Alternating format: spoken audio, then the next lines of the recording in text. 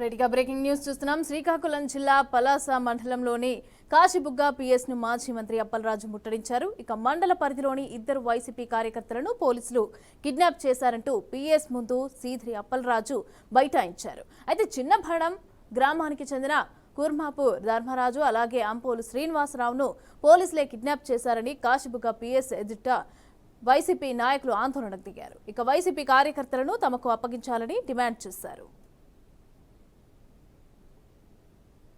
సుమారుగా 8:30-9 గంటల సమయంలో పలాస కాశీబుగ్గ మున్సిపాలిటీలో చిన్నబాడం అన్న ఏరియా నుండి కూర్మాపు ధర్మారావు అనే ఒక వ్యక్తిని, అలాగే మందస మండలం వివిఆర్పురంకు సంబంధించి అంపోలు శ్రీను అన్నటువంటి వ్యక్తిని, ఇది సీమ్స్ టు బి ఇద్దరు యూనిఫామ్లో ఉన్నారు, మరొక ఇద్దరు సివిల్లో ఉండి ముందుగా చిన్నబాడం వ్యక్తిని అబ్డక్ట్ చేశారు.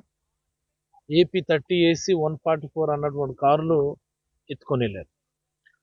అక్కడి నుంచి హాఫ్ అన్ అవర్ తర్వాత అంపోలు శ్రీను అన్నటువంటి వ్యక్తిని కూడా ఇదే మాదిరి ఎలాంటి సమాచారం లేకుండా, ఎలాంటి నోటీస్ లేకుండా, కుటుంబ సభ్యులు ఎవరికి కూడా తెలియజేయకుండా అప్రకటిత ఎమర్జెన్సీ సమయంలో ఉన్నట్టుగానే ఉంది. అసలు గొంతు తెరిస్తే, నోరు తెరిస్తే అక్రమ కేసులు పెట్టి పోలీసులే వేధించడం నిజానికి ఇది శాడిజం.